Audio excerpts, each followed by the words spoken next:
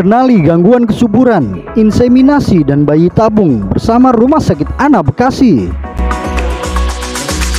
Melalui seminar yang diselenggarakan di Rumah Sakit Ana Pekayon, Bekasi Selatan, Kota Bekasi, memberikan edukasi kepada calon orang tua yang membutuhkan informasi mendalam.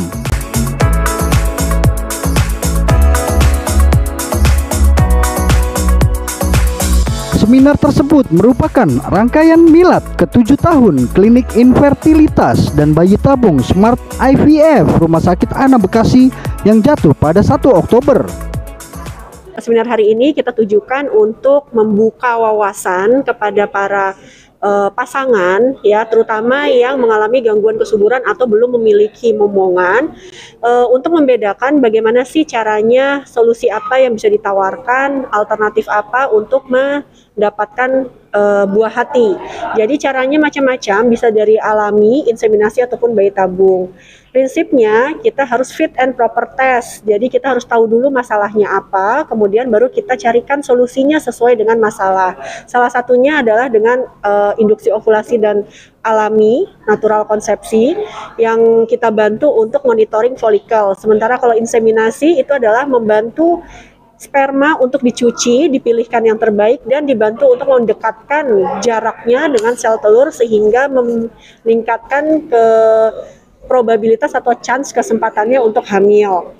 Kemudian kalau bayi tabung, dia mempertemukan sperma dan sel telur di luar tubuh ibu dan kemudian nanti dimasukkan kembali ke dalam tubuh ibu dengan menseleksi kualitasnya baik sel telur maupun sperma sehingga kesempatannya jauh lebih tinggi. Jadi pada pria kita khawatir untuk salah satu penyakit itu adalah gondongan, ya, atau kita dalam istilah kedokteran disebut parotitis, yang salah satu komplikasinya itu bisa virusnya menyerang juga testis atau buah pelir, namanya orkitis.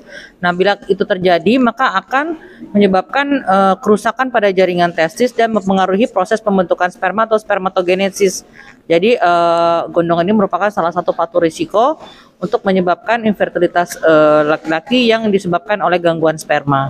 Jadi karena dia dapat mengganggu spermanya ini, sedangkan kita tidak tahu pada saat kita puber, cadangan sperma itu terbentuknya apakah sudah normal di atas 15 juta atau belum. Nah, kalau yang di bawah 15 juta ini kemudian mengalami gondongan tadi atau dengan komplikasi orkitis, hal-hal demikianlah yang bisa mempengaruhi sperma sehingga jumlahnya berkurang dan menyebabkan infertilitas tadi. Sebenarnya tujuan utama Smart IVF, Smart itu didirikan sebenarnya tujuannya adalah untuk memungkinkan, memberikan kesempatan untuk golongan menengah ke bawah mencari bantuan untuk masalah gangguan kesuburan. Karena sama-sama kita tahu kalau untuk terapi kesuburan itu related atau berhubungan dengan biaya yang mahal. Nah, kami berusaha mencari pendekatan yang lebih klinis sehingga bisa menekan cost, hingga si golongan menengah ke bawah ini juga bisa mendapatkan bantuan untuk masalahnya mendapatkan buah hati. Seperti itu visi dan misi dari kami. Jadi kalau ditanya pasiennya kebanyakannya apa, di daerah Bekasi ini sangat bervariasi, ya. Jadi dari gangguan kesuburan itu sendiri, yang pasti gangguan dari istri, dari pihak istri maupun pihak suami sama rata. Dengan pihak suami lebih banyak kami temukan ya oligoterato, dan kemudian sementara dari istri kebanyakan yang endometriosis dan PCOS. Dan yang kesemuanya itu seringkali paling banyak penyebabnya adalah pola hidup yang memang tidak baik. Ya, benar tadi yang seperti Dr. Upik jelaskan bahwa pasien-pasien di Bekasi ini juga cenderung mengalami gangguan sperma lebih banyak dibanding pasien di Jakarta misalnya. Hal mungkin dikarenakan lokasinya yang memang banyak pabrik, karena memang masih muda-muda ini dengan gangguan sperma yang ekstrim. Ekstrim itu artinya di bawah 5 juta spermanya, sehingga kadang untuk mencapai kehamilan alami itu sulit sekali. Harus kita bantu salah satunya dengan inseminasi atau bayi tabung berkaitan dengan gangguan sperma tersebut.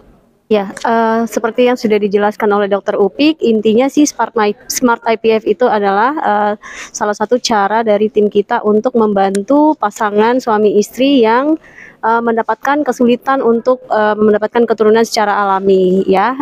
Dikatakan smart karena kita punya cara cara yang lebih smart ya, dengan lebih mengutamakan klinis dan pemeriksaan langsung ke pasien, kemudian ditunjang dengan pemeriksaan laboratorium yang sesuai ya, sehingga bisa menekan biaya yang sebesar-besarnya. Diharapkan dengan adanya tim ini sangat banyak kasus infertilitas di Bekasi ya Dok ya, sangat banyak kasusnya dengan berbagai penyebab. Dengan penyebab terbanyak tadi sudah seperti yang diketahui adalah PCOS dan endometriosis, dan juga sering sekali juga dengan faktor tuba ya. Hampir 50% pasien-pasien yang datang dengan kasus infertilitas itu berkaitannya dengan gangguan di tuba, baik sumbatan pada kedua tuba atau hidrosalping. Jadi dengan adanya Smart IVF ini diharapkan bisa membantu kalangan masyarakat mulai dari yang ekonomi menengah ke bawah ya, karena dari dulu kan stigmanya kalau IVF itu hanya untuk kalangan-kalangan yang menengah ke atas karena biayanya memang sangat mahal. Tetapi dengan adanya Smart IVF ini diharapkan keinginan dan harapan dari pasangan-pasangan yang memiliki keterbatasan dana tetap bisa mendapatkan fasilitas ataupun mendapatkan kesempatan untuk hamil di Smart IVF.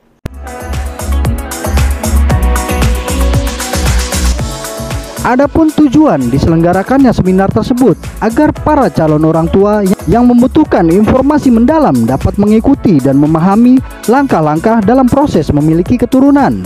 Bahkan selain itu, peserta juga dapat mengetahui penyakit dan hal penting lainnya seputar perkembangan janin dan bagaimana menanggulanginya.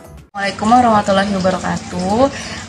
Perkenalkan, saya Gian dan ini suami saya. Kami itu salah satu pasien dari Smart IVF Bekasi. Kami waktu menjalani program hamil di sana itu pada bulan Februari 2021. Di sana pertama kalinya kami melakukan program hamil alami terlebih dahulu, dibantu dengan Dokter Upik, dan selanjutnya qadarullah belum dikaruniai buah hati juga dengan program tersebut. Selanjutnya kami menaik step selanjutnya lagi di program hamil inseminasi ya. Program insem itu kami lakukan di bulan Agustus 2021. Dan alhamdulillah hasilnya positif. Kita nunggu kurang lebih 2 minggu dari proses insem tersebut. Anak pertama kita perempuan yang kita nanti-nanti selama 2 tahun pernikahan. Nah, ini namanya Haura. Halo, aku Haura. Terima kasih kepada Dokter Upik yang telah menjadi perantara kami dalam membantu kami untuk melakukan program hamil. Anak kami telah lahir di tanggal 21 April 2022 dibantu dengan Dokter Kristina. Kebetulan Dokter Kristina juga praktek di Smart IVF Bekasi. Terima kasih dokter semua yang telah membantu kami. Terima kasih juga untuk semua staf di Smart IVF yang semuanya pokoknya mbaknya tuh baik-baik, pelayanannya juga ramah. Pokoknya sukses selalu buat Smart IVF. Dan juga semangat untuk pejuang 2 garis lainnya, jangan pernah berhenti berusaha, tetap semangat, tetap ikhtiarnya dilanjutkan, dan jangan lupa berdoa. Terima kasih. Dadah. Waalaikumsalam warahmatullahi wabarakatuh.